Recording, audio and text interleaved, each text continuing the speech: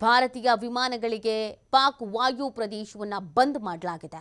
ವಾಯು ಪ್ರದೇಶ ಬಂದ್ನಿಂದ ಭಾರತಕ್ಕೆ ಬರುವಂತ ವಿಮಾನಗಳು ವಿಳಂಬ ಆಗ್ತಾ ಇದೆ. ಈ ಬಗ್ಗೆ ಎಕ್ಸ್ನಲ್ಲಿ ಮಾಹಿತಿಯನ್ನು ನೀಡಿದ ಏರ್ ಇಂಡಿಯಾ ಪರ್ಯಾಯ ಮಾರ್ಗದಲ್ಲಿ ವಿಮಾನಗಳ ಪ್ರಯಾಣವನ್ನು ಮಾಡಲಾಗುತ್ತೆ.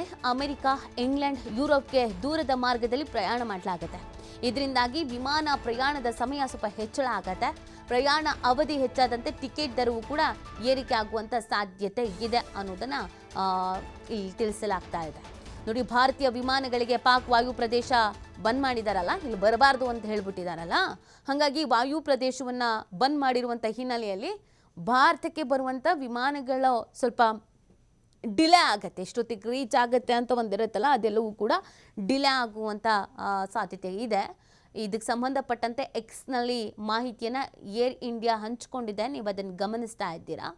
ಇನ್ನು ಪರ್ಯಾಯ ಮಾರ್ಗಗಳಲ್ಲಿ ವಿಮಾನಗಳು ಪ್ರಯಾಣ ಮಾಡುತ್ತೆ. ಅಯ್ಯೋ, ಹೋಗೋಕ್ಕೆ ಆಗಲ್ವಾ, ಹಿಂಗೆ ಏನು ಅಂತ ಏನಾದರೂ ಯೋಚನೆಗಳಿದ್ರೆ ಅದಕ್ಕೆ ಪರ್ಯಾಯ ಮಾರ್ಗಗಳು ಏನಿದೆ ಅದರ ಮುಖಾಂತರವಾಗಿ ಪ್ರಯಾಣವನ್ನು ಮಾಡಲಾಗತ್ತೆ.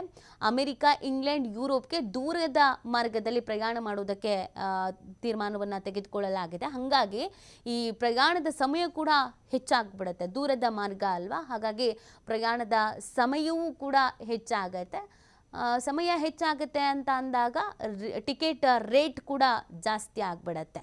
ಸೊ ಅದಕ್ಕೆ ಸಂಬಂಧಪಟ್ಟಂತೆ ನೋಡ್ಕೊಳ್ಬೇಕಾಗತ್ತೆ.